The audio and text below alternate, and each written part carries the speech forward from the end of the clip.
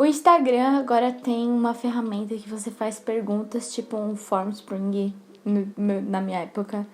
E é muito legal. E aí eu pedi pra vocês fazerem umas perguntas nesse negócio, nos stories. E agora eu vou responder aqui pra vocês. Eu separei, então, as perguntas mais comuns e as perguntas que eu achei mais interessantes de responder, e a primeira é da Débora Guimadi. Como você lida com as condenações do passado, de alguma coisa que você já fez e as pessoas ficam falando? Na verdade, eu acho que a coisa mais sábia que você tem que fazer é cuidar do seu coração e não deixar que essas coisas ofendam você, porque isso não faz mais parte de quem você é. Você já foi perdoado, se você se arrependeu, né? Você já foi perdoado pelo sangue do Cordeiro. E você não precisa ficar sofrendo com essas coisas. As pessoas, elas sempre vão tentar lembrar você de algum passado recente ou muito passado, que você não era uma pessoa boa, mas você sabe, quando você sabe quem você é em Jesus e o que Ele fez por você, e o que Ele está fazendo, o que Ele fará no fim de tudo isso, você não se deixa abalar por essas coisas. Quando eu aprendi realmente a viver sob a audiência de Jesus, eu me desliguei de todas as opiniões que as pessoas têm a meu respeito aqui na Terra. E isso faz toda a diferença.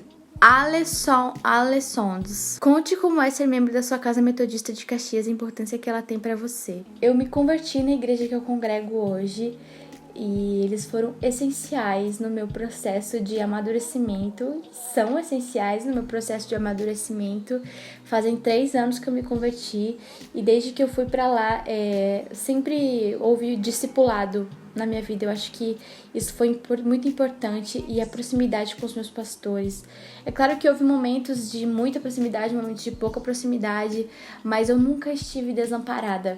Eu não sei, as pessoas, elas têm a mania de pensar, talvez porque eu não falasse muito antes sobre isso, que eu vivia e andava sozinha, mas eu nunca andei sozinha. Eu tenho amigos na minha igreja, os meus pastores cuidam de mim pessoalmente. Às vezes eu passo o final de semana inteiro na casa deles, porque não é na minha cidade, então eu tenho que ir até a cidade da minha igreja, que é na cidade do lado, dá uns 20 minutos. Eu sei que isso para alguns lugares não é nada, mas às vezes eu passo o final de semana inteiro lá na casa deles. E sempre teve alguém me cuidando, me discipulando, me ensinando.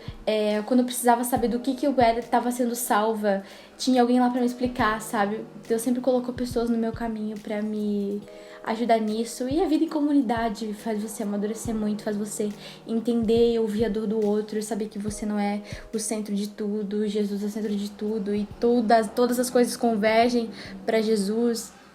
Foi muito importante, é muito importante, eu amo muito a minha comunidade local. Como sente o Senhor falando com você? Audível ou ao seu coração? Isso é muito legal. As pessoas, elas têm vergonha de fazer perguntas assim. O que eu sempre gosto de falar sobre voz de Deus é que a voz, pra mim, ela é muito mais do que o som. A voz, ela é o que você pensa, é como você passa a sua mensagem, é o que você carrega.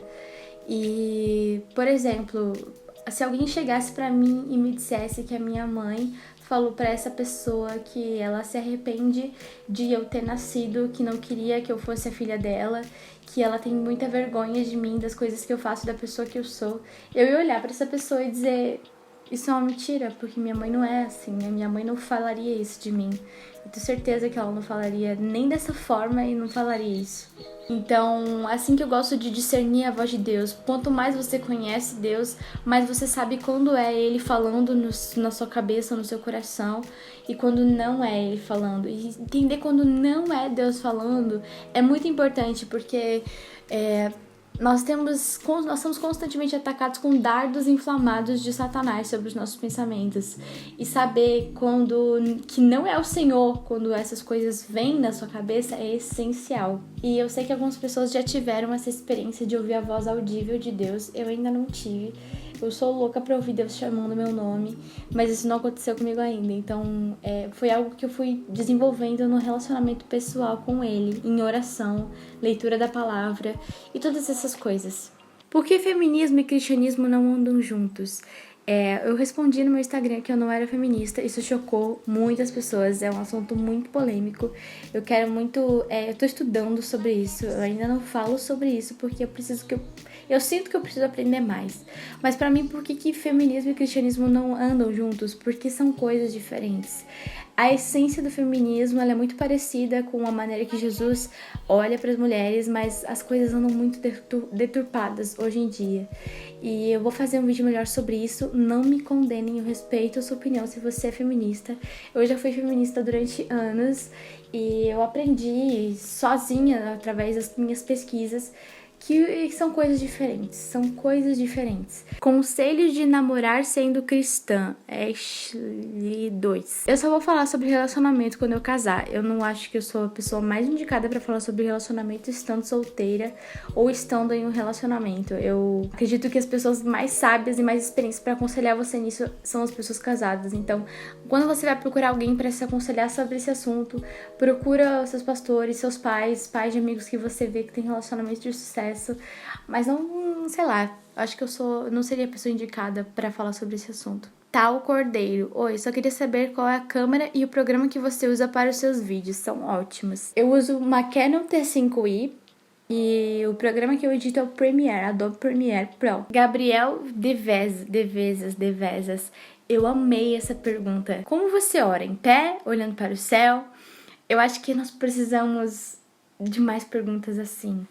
A gente ficou com vergonha de perguntar coisas básicas e aí, com vergonha de perguntar coisas básicas, a gente deixou de aprender coisas básicas. Como eu oro?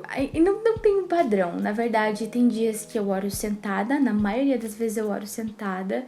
Eu tô num ambiente que eu tenho uma vista muito legal aqui numa janela, então eu oro olhando pra essa janela, oro de olhos fechados, oro só chorando, oro em silêncio, oro cantando uma música, oro pensando em Jesus. Não existe um padrão. Eu oro o tempo inteiro da maneira que eu me sinto mais confortável ou que eu sinto que é mais genuína de expressar o meu sentimento naquele momento. Porque tem vezes que eu não sei o que dizer pra Deus, eu simplesmente sento e choro e eu sei que Ele sabe exatamente o que essas lágrimas estão dizendo. Porque Ele sabe e conhece o meu coração como ninguém mais conhece o meu coração.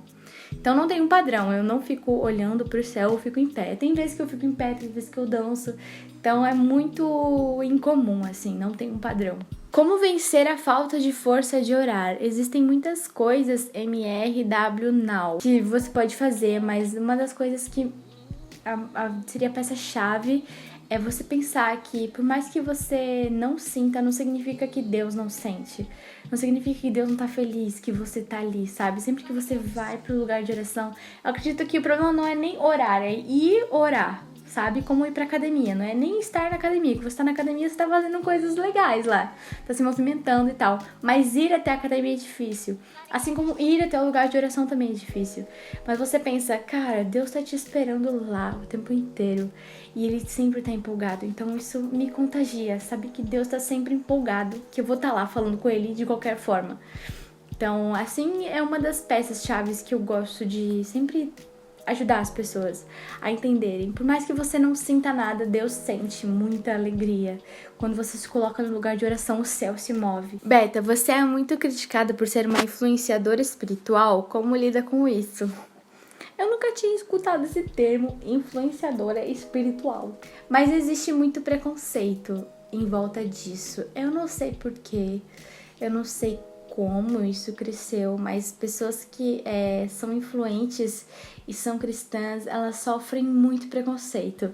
Eu vivo isso na pele e uma vez isso me incomodava muito.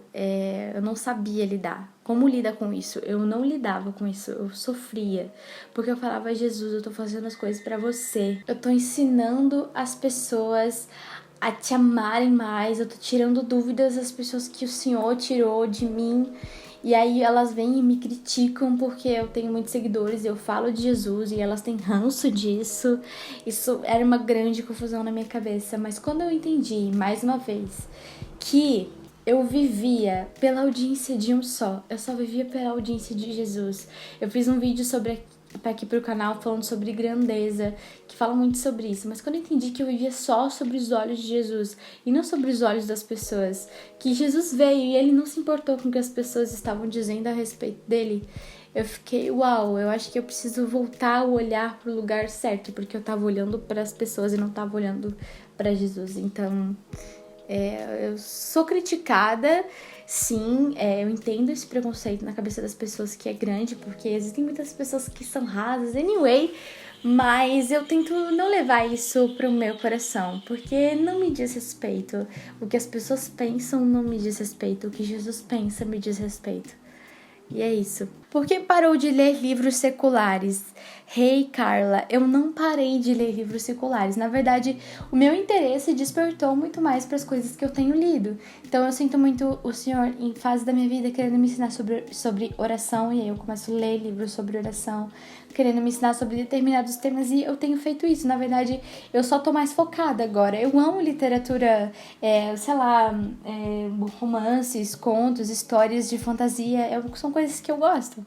Eu não deixei de ler, eu não acho errado você ler. Claro, se você acha errado, é errado você ler, porque eu falei que eu não acho que é errado. Que eu acho enfim, mas é só, na verdade, porque eu tô focada em outras coisas agora e eu não sinto vontade de consumir esse tipo de coisa. É isso, eu espero muito que vocês tenham gostado, que tenha ajudado vocês de alguma forma. Fica de olho lá no Insta se eu fizer de novo, se eu não vou fazer por lá esse negócio de perguntas, ou por aqui se vocês gostarem.